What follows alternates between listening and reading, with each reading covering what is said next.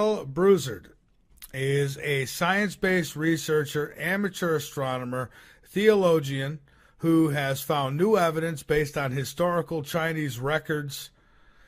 Let's see here. Records of planetary bodies that provide data points that he has plugged into NASA-type astronomy software that utilizes Kepler's law of planetary motion. And there's a whole bunch here. So what I'm going to do is I am going to bring him on. He says that he can pretty much prove that Planet 7X will be arriving. So we'll talk to him about that here in just a moment. All right, no calls yet, folks. Give us a few minutes. Let us get things going, and definitely no unknown numbers. You call with an unknown number, I'm probably most definitely not going to take your call. So, all right, so here we go, folks. Again, Gil, we're going to bring him on with us right about now. Good evening, Gil. This is Michael Vera with Late Night in the Midlands. How are you? Thank you for having me, Michael. Well, thank you so much for being here. I appreciate you taking the time out, and I'm looking forward to hearing all about your discoveries and because I think you take a different, you got a little different take on all this, and that's fresh for me, and I'm looking forward to it. So how about we start out with a little bit of background, and what got you so interested in something like Planet X, and now you call it Planet 7X, right? Right. I was trying to separate the data because my findings are different than what the average person is stating on the internet, and most of the stuff on the internet is based on circular reasoning. They don't have any actual physical data to back up what they're saying, and I approached this as a skeptic, and so that kind of put me on a different path there. Well, and that's the best way to go about something like this, too. I think everybody comes into a lot of this stuff as a skeptic, I hope, and, look for the evidence that shows that there's some bearing to it. So I guess that's what you'll be doing tonight for us, right? So what I want, first off, be comfortable and feel free to get into any aspects of this that you like. I'm not judging. I'm not here to debate it. I'm here to learn about it. So wherever you would like to start is fine with me. I guess first get into some of your research and why you say that this is a real thing, a real phenomena. And you say it's not the 3,600-year cycle. Is that right? That is correct. When I was doing my research, there was no hard data pointing to a 3,600-year orbit. People had stated it, but when you go back to try to look at where it is stated in a clay tablets, or what documents did they pull this from, it seems to be non-existent. So I came to the conclusion when I had spent some time in China before, and I spent about 9 months in China, and I was aware on how far their records go back. They almost go maybe 4,000 years or greater. And I said, well, if any group of people would have taken time to document this, I would think it'd been the Chinese. And so I came across, the first study I came across was it's a scientific white paper called The Reevaluation of the Eastern and Western Records of the Supernova 1054. Mm-hmm. And this is backed up also by another study which is similar, the Chinese guest star of AD 1054 and the Crab Nebula by the University of Malaysia. The first one I mentioned was from the Dublin Institute of Advanced Studies. And both of these studies point out that they were originally mistaken when they were claiming that this was a supernova in 1054 that the Chinese had documented, because the supernova happened like 2 or 3 months earlier. It was found in the records that this object is quite clear whenever you read the report. A supernova is stationary. It can only be in one constellation.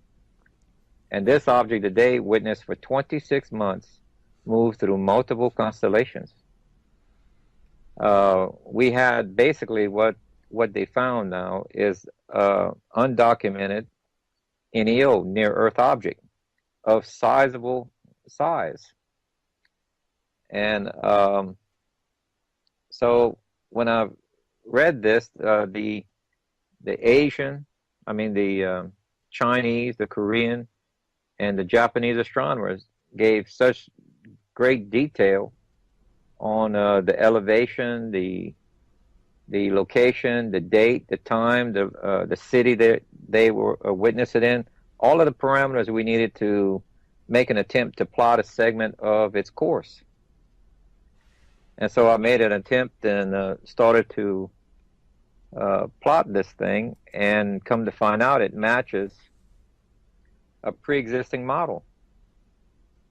It does. And that model happens to be a biblical model, because the entry and exit point was roughly 150 and 152 days apart. So and the exit was in the month of Passover. I see. I was going to ask, so then where did people get the 3,600 year thing from? Because then that wouldn't be accurate. Then you say it's every 360 years, is it? That's what it seems, because this was only in 1054 AD now. Okay, the zeros were created. Remember, cultures didn't have a zero; they were implied. Zeros were only added to the text in 976 AD, and with this document in 1054, we're not dealing with an ancient language that's several thousand years old. Okay, this is only about 960 years or so. And the Chinese characters can still be read today.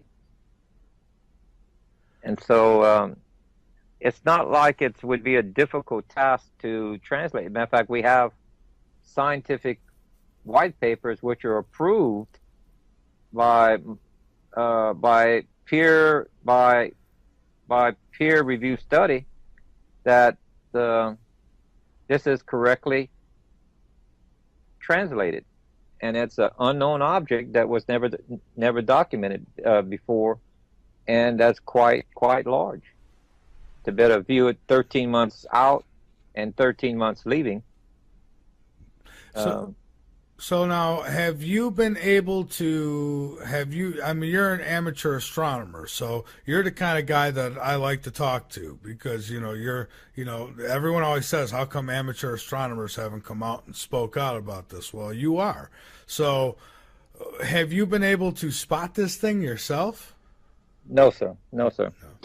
According to the calcs, if it had been seen in a normal realm with in other words, it takes, at the time that it reaches Neptune's orbit, it takes 16 years from that point to reach the sun. And it's about twice as big as Neptune. So a decent Mr. Astronomer could have spotted it if they would have known where to look at. Now, what's interesting, though, about this is that when I reverse the model, there's a date given in Revelation 12:1 that I can't say is going to be the exact date that it's going to cross, but it greatly concerns me because of the details that it gives. But when we reverse it from that point using this Chinese model, it threads the needle between the Voyager and Pioneer probes that they sent. And you can read the articles that they were looking for Planet X, okay, the 10th planet at the time. And this threads the needle and puts it right in the area that they were looking at. That was about 8 years out of the solar system when NASA stopped talking about it, went silent in 1992. Mm-hmm. Now, this is also the same area on modern studies. We have two modern studies, one in England, one from the U.S., that we have dozens of comets that their orbits are being warped inside our solar system and only in one region of space. And that region of space is Sagittarius. Sagittarius is also where the Voyager and Pioneer probes were sent. So Sagittarius is also where this Chinese model points to. So Sagittarius is where, when people do start seeing this, this is where they'll see it coming out of. Well, you see, we rely only on one of our major senses, which is sight. Right. And that's been reliable throughout most of history, but in modern time, that may not be the one that we should be relying on the most. Because present technology, I have a bonus video that people can look at. It shows some of the laboratory tests. They can bend light around an object. It just takes lasers. And they have the ability to cloak an object. And it bends the spectrum of light, and infrared is a part of the spectrum of light. So even if you try to look for this with a infrared, if the government they had 8 years from 1992 to year 2000 when it reached the edge of the solar system to develop some way of blocking our view. Because if their number one mission is to protect financial markets, because without their markets going, they lose tax revenue, and you'd have some form of chaos. Mm-hmm. So then the government obviously knows about this. I mean, you know, that's everybody, you know, knows that they've been building stuff underground and they've been preparing for something, right? So why not that be a Planet X type object? So where, because everyone's asking, and folks, let me just say this really quick. I'm not taking calls yet. I will take calls after the break. There's been several of you trying to call in already. It's just too early for that. You'll take us all out of context. So wait until after the break. Also, if you want to ask me a question to present to the guest, you may do so in our chat room, but you have to do it through private message. So I don't have to go chasing your questions through all the chat. So those are the two rules there. So we will take calls, but we're not doing it yet. So give us till about the 10:30 mark, and then we'll be taking some calls. So basically, this thing comes around every, say, 360 years, but most of the time it's not a problem. Most of the time we don't even realize it's anywhere in our neighborhood. But then there's that every now and then that it comes, I guess it gets a little too close and interferes. Is that what happens? Well, Margaret, let me correct that a little bit. Okay? Please do.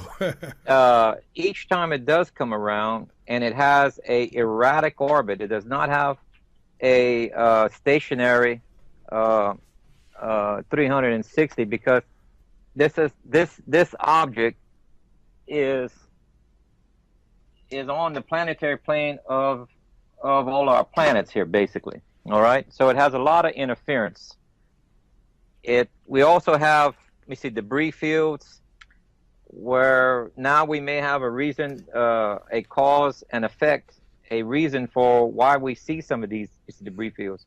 We have, let me see, debris fields following Jupiter, one in back of it and one in front of it, and we have Pluto, which used to be a moon of Neptune. Something bumped it and caused it into this very steep, elliptical orbit. We have the asteroid belt, which is a destroyed planet called Ceres. Something collided with it. Mars has while it has 3.5-year drought as it leaves. It causes, on some occasion, a double eclipse. And And sometimes it's documented that the entire Earth is darkened. These are things that a normal eclipse cannot do. The moon produces just a small path across the Earth, and it can only last maybe 7.3 minutes. There's an eclipse documented in Yeshua's sacrifice that was 3 hours. That cannot happen in the natural. And it states a double eclipse. Both the sun and the moon is darkened. That cannot happen in the natural. Mm-hmm. It takes a third object of sizable size, about 6.5 to 7.5 times the diameter of Earth, to create 3 hours of darkness. Because remember, Yeshua was sacrificed on Passover. That's a full moon. The moon's on the wrong side of Earth to be involved with a solar eclipse. It automatically is defining a third object of sizable proportions. And you can find over 14 events in the Bible, which are eyewitness accounts that... I was just going to ask you that, if you wouldn't mind going through some of the documented evidence of something like this, a Planet X type object, whether it be biblical text or whatever ancient text. There is evidence. I guess I shouldn't say evidence, but there's people's accounts of this happening, right? Well, let's define what science is. Okay. Neil Grasson had defined what science is in astronomy. When you take observed phenomena, bring it into the laboratory and show that it's repeatable, that's science. Now, whether it comes from clay tablets, papyrus, or the Bible, you can't forge the orbital mechanics and Kepler's law of planetary motion and the eclipses and the scenarios associated with this unless you had advanced knowledge, and they didn't have it. So they had to witness something, and we can prove it scientifically. We can prove now how Joshua's long day actually occurred and how Earth can literally stop without mile-high tidal waves with the new physics. Because there's two camps of thought. The astronomy model says that the universe is ruled by gravity. The physicists have come out with the electromagnetic model. That is proving out more correct than the astronomy model. And in other words, if we would have tried the same calculation 15 years ago, we would have failed. But now using the electromagnetic model, these biblical accounts are matching a model that's right on. I see. Very, very interesting. So what else is there? Some people have associated wormwood. I guess it's mentioned in the Bible. They've associated that with it as well. I tend not to, because the wormwood is a description. They use terms as I think that's a large meteor that's in the debris trail, and that's going to be hitting Earth 5 months later. The first meteor shower would be in March or April, the time of Passover.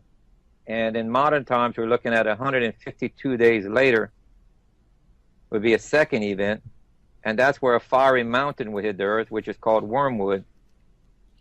And the details that they're given, it's quite extreme. So, and one of the listeners kind of asked a question along these lines, but so how do we know that what they've seen, whatever might have eclipsed the Earth or whatever might have, fire from the sky being dropped or whatever happened, how do we know that it wasn't just some huge like ship, kind of something like the Death Star, and it looked like a planet? I mean, do we know for sure that what exactly they were describing and what they were seeing? Well, I don't get. I stick with the science base Okay. part of this, and the models are working. For instance, um, a spacecraft, as you were mentioning, wouldn't have a plasma tail. You Okay. need a plasma tail, like a comet, uh, for Earth to slow down by 12 hours and come, because Earth, in Joshua's long day, the way that the path is passing, the tail points away from the sun. It doesn't follow the path of its direction of travel, and that Earth is entering into the plasma tail, uh, and losing its rotational speed at 4.5 to 5.5% hourly, compounded for the next 24 hours. And then Earth comes to a complete stop. You can only do that if you go through a plasma tail. And the electromagnetic model works. I showed this to a physics professor, and he took time to study. He said I was the first one to explain this logically. We have a logical model, and it's using the Chinese model that we came up with out of the what they witnessed in 1054. Are the Chinese saying anything about it these days? I mean, do you see anything? Because I don't know if they're any more uh, apt to put these types of things out than the U.S. I'm guessing probably not. But are they talking about it? I mean, do you see anything coming out of China on this? The No. only reason why we have the document that we have is because it's mislabeled as a supernova. Ah, well, that'll work too. Um, So, Okay, so then a lot of this has got is this Chinese prophecy or is this actual records of no, literal records. The emperor had X amount of astronomers that would look every night in certain areas of the sky. They were to document if there was any comments, because just like the Mayans, just like many cultures, the archaeologists said they were preoccupied at studying the stars. Yeah, you could say that. I think it's because they were looking, when is it coming back so they can prepare food and water ahead of time. I will say this: China went and built all these ghost cities. I don't know if I'm sure you're aware of that. Yeah. I don't know what they built them for, but one can only guess, I suppose.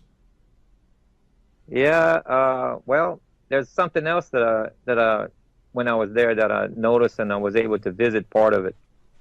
They're able to put 60% of their population underground in their major cities. Some of their brand new malls, when you go into the lower levels, the older buildings have restaurants on the top of their buildings. The newer ones have restaurants in the basement of their building. And if you look carefully, you see that there's a inserted wall, like ready to pop out, with this rubber cushion around it. It slides out, sealing the restaurant area underneath the ground. It's part of their tunneling complex, and you can even look in the. They even advertise that there's X amount of restaurants in their underground tunnels facilities that you can actually eat in. And Well, see, I believe that because I know here in the United States, I've seen pictures from people I trust who have shown me photos of like farmland that they actually have underground. I mean, the artificial sun. I mean, there roads and you name it. I mean, there's I've been told that there's stores and everything ready to go under the ground. see, if you take into account the earth, see, the Bible tells us that we would see it very late during this next time for some reason, and it says that that a wicked and adulterous generation would have only one word warning, and I believe to take that as being Jonah's warning of 40 days. And you can see, well, he also says you'll see the earthquakes escalate like the pain of a woman giving birth. And this has to be during the generation of Israel, when Israel was formed. Well, this has never happened before until just recently, the last 15 years or more, about the last 20 years, that the earthquakes are having exponential growth. They're outrageous. And our volcanic activity is the same, and our weather patterns, and our magnetic north is moving at 12 times its normal rate. What normally affects a magnetic field is another magnetic field. Well, like in the case of what's warping the comets. I can't argue with that. That's a good point that you make right there. Now, if you put into, if you ever want to find the truth, sometimes you have to follow the ink. You know how you follow a criminal, you follow the money. Mm-hmm. Well, sometimes they hide money pretty good, you follow the ink. Well, if we follow the ink of what the government is doing, why are they moving all of the alphabet agencies to higher ground in Colorado, somewhere like that? They're moving them from the coastline. Then why is the U.S., Russia, and China both building extensively underground shelters? And they have, I had gotten reports, I don't know, 6-7 years ago that they were moving alphabet agencies, getting them situated in Colorado in the high grounds. Correct. And then why are they doing practice run to put some form of martial law on the people? If you follow the ink, they're preparing for something. They are preparing for something. And I got to say, Planet X through the years has been one of the more controversial topics. And the reason I have continued to cover it is because when I was in high school, I was in 7th grade, and my science teacher, Mr. Friedman at John Marshall High School, so I'm not making any of this up, he passed out these little NASA magazines. They were like just little paperbacks, maybe to see what develops of this. I never heard nothing about it no more until I became an adult and started getting into it like I do now. But yeah, it's like it got hush hush after that. You know what's interesting? I think there's 84 constellations. Okay, why is it there's 4 scientific white papers and 14 biblical accounts that talks about it, and 6 secular sightings, as well as 3 missions from NASA pertaining to the Pioneer and Voyager probe, all pointing to only one constellation out of, I think, 88 total constellations in the sky. And not just anywhere in the sky, but on the ecliptic, a thin line. Because for this to have a double meteor shower, that means it crosses Earth's path twice, not once. And the other pivot point is the sun. So you got 3 fixed points. This object can only come from the ecliptic.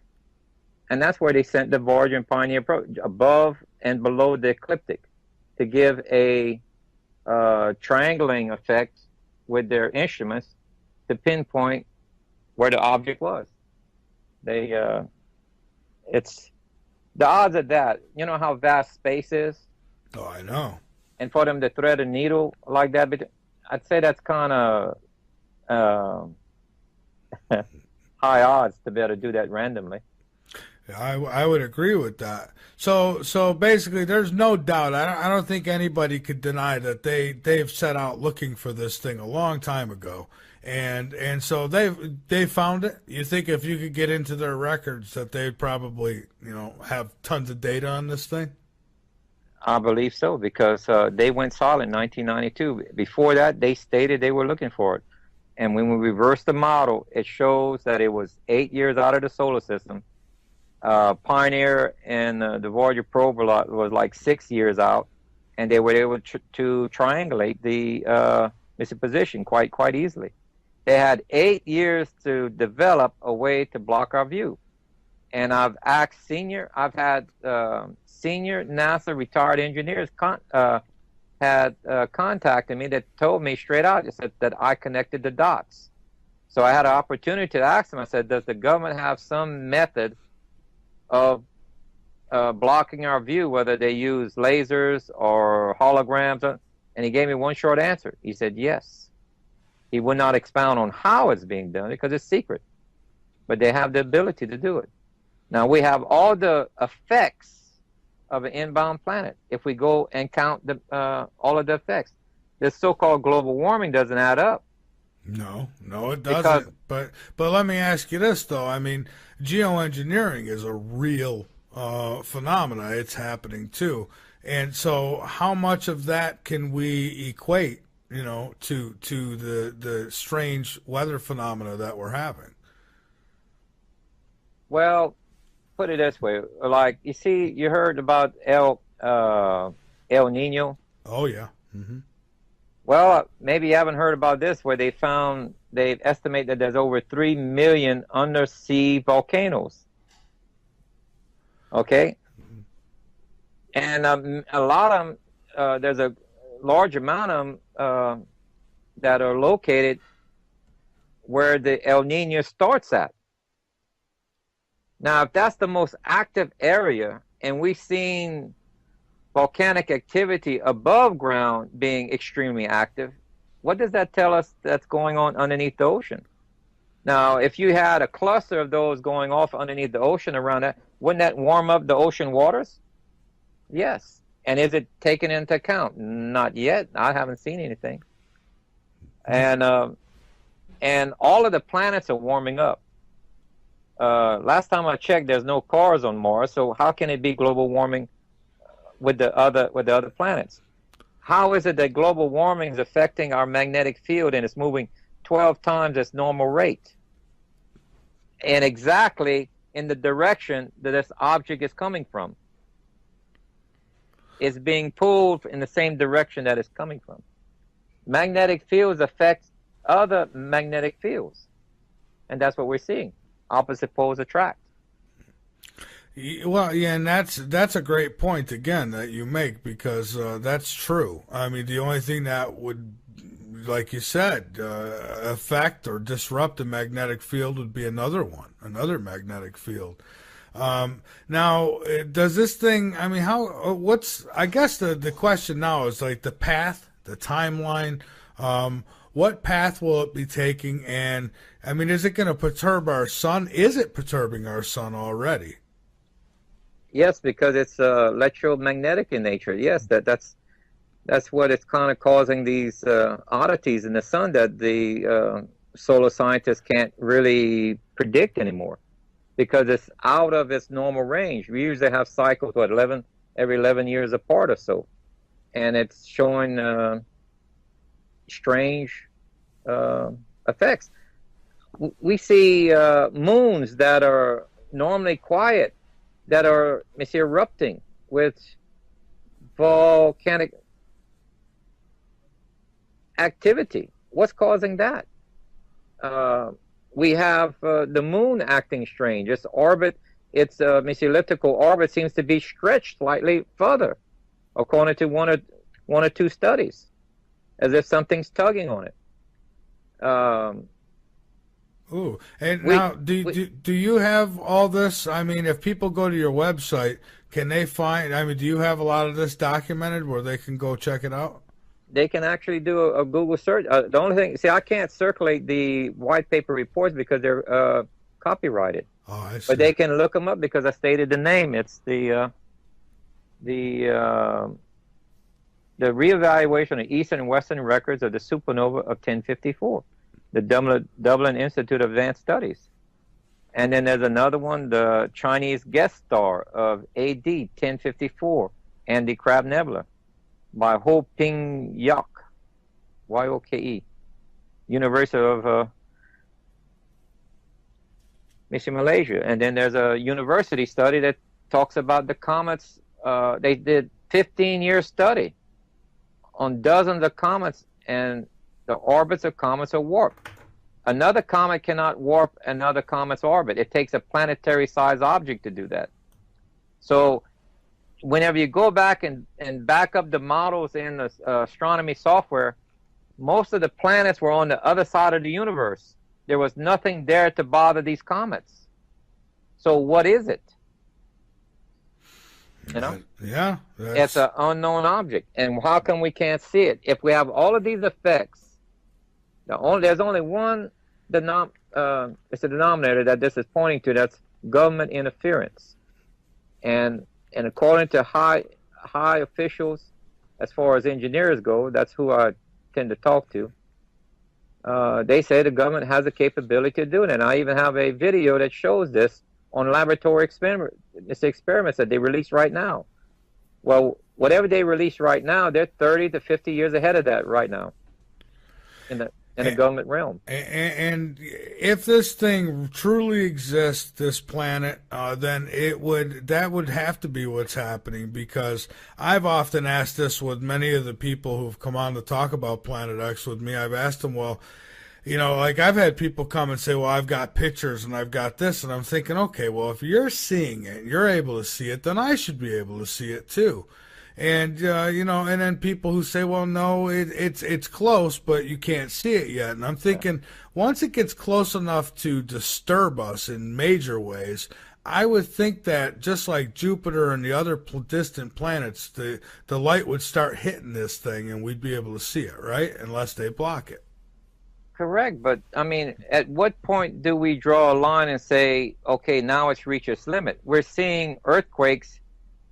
Let me give you an actual number here. Okay. Give me 1 second, and I'll find it. That way, I won't be exaggerating. In other words, in 1973, annual earthquakes was 4,539. Okay. 1974, the earthquakes was 4,528. Now let's jump to 2014. 118,000 earthquakes. It's already here. It's the dramatic effects are already here. And oh yeah, okay. So then it's got to get worse than this, right? I mean, as it comes closer, yes, you're going to see exponential growth.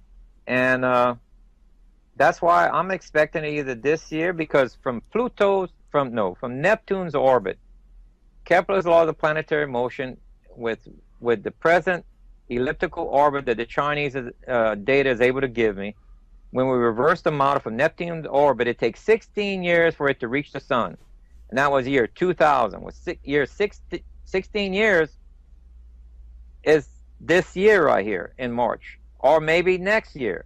We're not that far off, you know, but we have to have a sighting to confirm the data. And we're having interference from the government to where I cannot qualify this research right here, because they're blocking our view, or have the capabilities of blocking our view. Now, there are no valid sightings in the public realm at this moment. That's why there's 2 to 3 million amateur astronomers. That's why they're not speaking up, because they can't take a picture of it. It's all people with iPhones and these other cameras but that's sun dogs and lens flares and other anomalies that they're not familiar with. But there is no valid sightings in the public realm at this moment. But doesn't mean we have to stay attentive and look for it. It's going to be appearing late. And so you would expect it to be visible. I mean, are you saying it should be visible now, except they're making sure we don't see it? Or are you saying that it should be visible in the very near future with the naked eye, or exactly? I mean, so telescopes and stuff, you're not going to have any luck seeing it right now. Will there be a time that you will, even if they try to block it? We'll probably see it with our naked eye when it shows it. We won't need a telescope, because when they release the technology, if it's lasers or whatever they're using, then it will be, you'll see a brand new star similar to Jupiter, but as bright as Venus. It'll be as large as Jupiter in the sky, but as bright as Venus. And it won't be threatening, not until maybe the last 10 or 12 days of its approach. That's really gets really big, because as it cuts the distance in half, it doubles in size. So it's only in the last few days that it really gets ominous in its appearance. So what you would see would be something that looks like a large star. It won't look like a second sun, not until it gets extremely close. And what can we expect to come from this? Now, I'm asking you this because I mean I've had people in the past who have given me the script down on what will come of something like this, but they've also seen it differently than you do. So I'm really curious as to how bad it will be. I mean, these government agencies that are building under the ground, how can they be so sure that anything they build under the ground is going to withstand something like a Planet X? I don't think I'd want to be under the ground. You see, they built basically in 3 zones: China, America, and Russia area. Okay, so 2 out of the 3 would be somewhat of a safe area, that they will think anyway. But the problem is that there's only a biblical model of the Earth slowing down by 12 hours, and that's when we go to the plasma tail. The astronomy model, which is gravity, doesn't produce the Earth slowing down by 12 hours, and they will miss the target zone by 12 hours, which is exactly the other half of the globe. Well, and the Bible talks about this. Remember, I don't have a crystal ball. I cannot tell the future. But I can point out that I cannot prove the Bible wrong scientifically. That I can tell you. And I've tried. Okay. It follows this model to a T. And it gives us more detail than what we'd expect. It says this next time it comes around is the worst time in all of Earth's history. Well, if Noah's flood was not the worst, this is. Well, prepare for it. It says every wall on Earth will be cracked. It says Earth will be hit so hard that it wobble like a drunkard, like a hut in the wind. That's a view from space. How did they know that? Mm-hmm. It says every island and mountain is moved, because Earth is going to tilt 26 to 28 degrees. I have it documented 4 times in its past. And some of these are from artifacts in museum that points this out, that Earth tilted 26 to 28 degrees in the past. Hezekiah's Hezekiah's shadow going backwards. Our ages. He not until he was 40, in the mid of the drought, did the Earth tilt, and that date is reflected in the Nibiru disk on the arrangement of the star patterns. It gives us the exact year that tilt took place, which was mid of the drought of Joseph of Egypt. And should we start to see, and I mean, at some point, I guess we would, should we start to see like little changes such as stars being out of place, or moons or suns not coming up where they normally do? I mean, is it going to be a slow kind of change, or is it going to be all of just totally sudden at some point, in your opinion?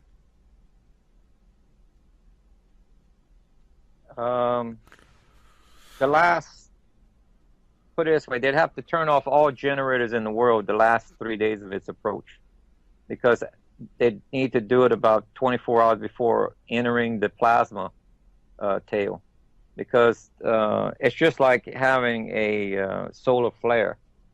It would be very intense on the electromagnetic field of the Earth, and that would cause short outs in the electrical. So you're looking at about 3 days of no generators for the world until it passes, and then they can And then after that, we're going into the let me see, debris field behind it, which takes about 1 hour for it to pass through it. And whatever half of that Earth, which is the daylight side, that's facing the sun, is the side that's going to be hit in March. The one that's 150 days later is the nighttime side that's hit, and that would be at about the end of August. And it's going to the Bible gives great detail that both of these events is mainly hitting North and South America. Wow. And one of the listeners asked a pretty good question, I guess. He says, "I don't understand why Planet X cannot be seen." He says, "Heck, they could see stuff out of our solar system." And he's got a good point there. But your argument is that they're making sure that nobody sees it, right? Because he may have tuned in late. yeah, if you go to my YouTube channel on Planet 7X. And look for the bonus 2 video. At the end of there, I show laboratory experiments using lasers. They put their hand right in front of the viewer, and you can't see it because the laser is capturing the light behind it and blocking even the infrared picture of the hand. All light coming off the hand is blocked, and the light behind it is cast in front of it. It's cloaked completely. So we were depending on infrared to see this. It won't work. We were depending on our visual perspective. That won't work if they have this technology. Now, if we use our other senses on what we're calculating on the earthquakes, on all the symptoms and what we would expect on an approaching body, they're all there. The magnetic north, the volcanic activity, the earthquakes, the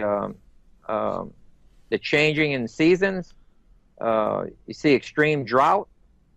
In areas you see extreme floods. You name it.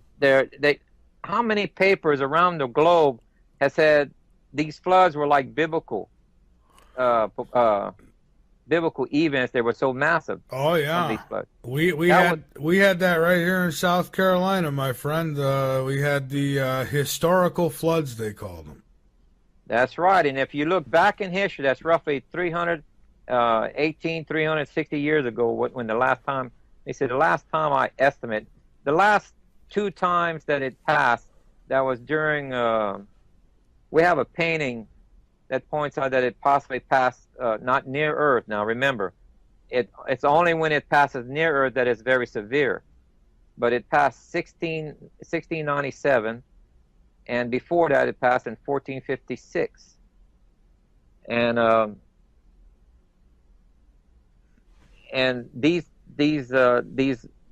this wood carving, the people in the carving is pointing to an object that's slightly larger than the sun, and they're pointing at this new object. And it looks like there's lightning of it. I just recently found one of the things that bothered me. I said, okay, if this planet did pass as close as this, that caused Earth to tilt, then we should have a plasma crater, a plasma discharge crater. We see them on Venus, we see them on the Moon, we see them on Mars, and also Mercury. Those are planets that it passed near. So where is it on Earth? Well, we found it, one of them. In the Sahara, that's called the Eye of the Sahara. There's a 25 to 30 mile plasma discharge crater. It's a flat crater, and it's circular in multiple circles, rings in the center, and this is where a lightning bolt 25 to 30 miles hit. When 2 planets get very close together, there's a discharge of plasma between the 2, and we have a crater, which is a concave crater, is a meteor, but a flat crater like this with multiple rings is a plasma discharge crater. So that would be a thunderstorm, or a lightning storm, like you'd never see again, huh? Remember the Greeks and their mythological story about Zeus, where he cast lightning bolts and would melt mountains? Yeah. Mm-hmm. But there's a thread of truth to that. This is what they called Zeus. This is what the Egyptians called Horus. This is what the ancient Canaanites called Baal. Most of these pagan gods were pointing to this object right here. And Zeus, the story about Zeus is where he threw lightning bolts and melted a mountain. Well, in the Sahara there, it hits a mountain right there. It dissolves 600 feet of it in depth. Or no, 300 and something feet is in depth. There's a thread of truth to that. But it's the way they described it with the limited language. They didn't have words for meteors. They didn't have words for planets. They called them luminary objects. They didn't have the zero. They didn't have, there's quite a few things you have to compensate for ancient languages. And you have to have a basis to look back at what they're talking about. The basis for this came from the Chinese records. We have a real object that came through in 1054. It was clearly documented by 3 different civilizations, the Chinese, the Korean, and the Japanese. Mm-hmm. And it was seen for 26 months.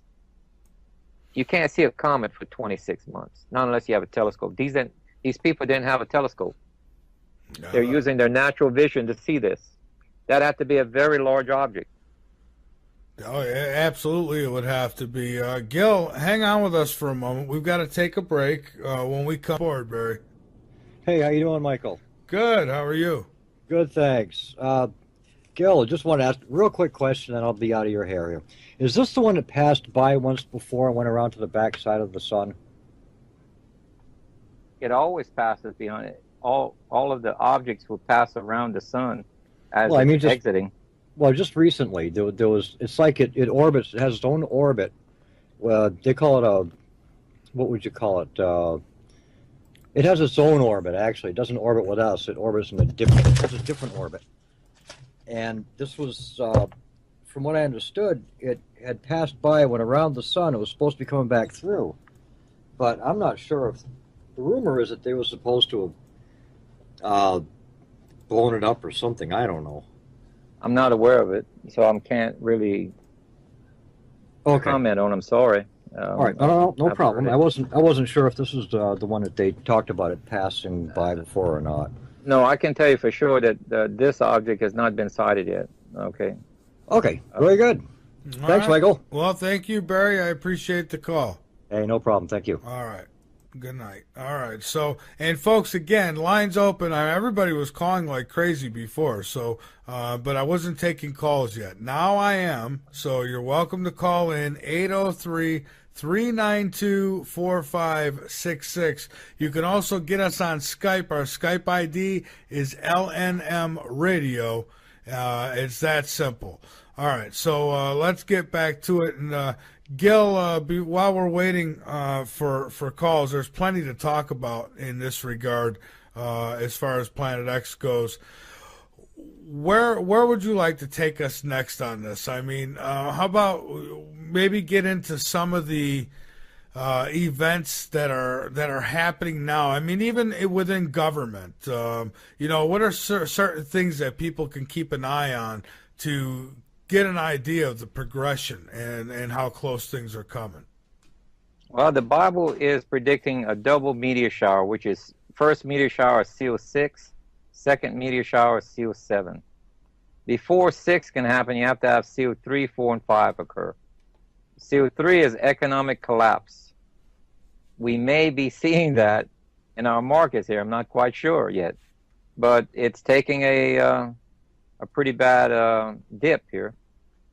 And then after that is war, possibly pertaining a greater war in the Middle East. And that talks about famine and pestilences, plural. Uh-huh. Then there's a section in there, I'm not quite sure if it's interpreted correctly. It says a quarter of the world population dies of the globe. I think that might be a quarter of the world population is the threat of death. In other words, if we had terrorists threatening the Western nation, that's roughly about a quarter of the world population, under the threat of death, I think. That could be defining the future terrorism coming up. And then the CO5 is a peace agreement. It's referring to, and Israel will have to give up part of the West Bank, and Israel is forced to give it up for the other nations of the world to have peace from terrorism. So we have to see these three events happen before this object comes around. So those are the whole. You see, if we have a war or terrorism, it's going to give them the reason to put martial law or some sort of major control over the people. And an economic collapse would do a bail-in to where they control the money. So you have money control, you have food rationing, and you have fuel rationing. So you have total control over the people if you control those three elements. And the internet will probably go down during this Middle East war. They have a cyber attack. That's one way of keeping 2 to 3 million amateur astronomers silent. Because when this thing gets close, you have detailed pictures of it, having confirmation. But I don't know as though anybody would believe anything they've seen on the internet when it comes to this nowadays. Honestly, I mean, it's even with like UFO stuff. I mean, it doesn't matter what you show people. Like, nah, that's Photoshop. That's Photoshopped. Well, the way to do this is to have 3 to 4 amateur astronomers confirm each other's work with similar pictures. And it's going to look, each astronomer is going to have a little bit different focus on his lens. It's going to be a little bit further away, a little bit closer. But it's going to show the same pattern of craters and features. That's how you're going to know. When you see 3 to 4 amateur astronomers giving you information that's matching, start looking up. And you better check it out with your own eye. You better see it in the sky. This is not going to be taken in a great, at the edge of our solar system. It's way past that. The signs that we're seeing around us says that this object is closer. And it's my scientific estimates brings it. Originally gave it from year 2012 to 2021 is the scientific type of estimate that it should come around somewhere within that area. The biblical narrows this down to either 2016 or 17, possibly being a strong candidate. Remember, I don't have a crystal ball. I can't say absolute positively that those are the dates. I can't do that. I can only give you estimates, and that's what I've been giving is estimates. And when you're talking about a inbound planet, if you can get it within 10 years of its growth, you're doing good. Okay. Yeah. All right. We've had fireballs hit the planet that they claim they couldn't see. The Bible actually gives it to the hour, which that was given over 2,000 years ago. When they got that accurate, that date greatly concerns me, and that date is March 26th of this next March. What will happen on that day, I don't know. But the way that they gave it is it's like 2,000 years ago, looking at the midnight skies during Passover, it had been Libra, the scales of judgment. Today, it's the woman, which is Virgo.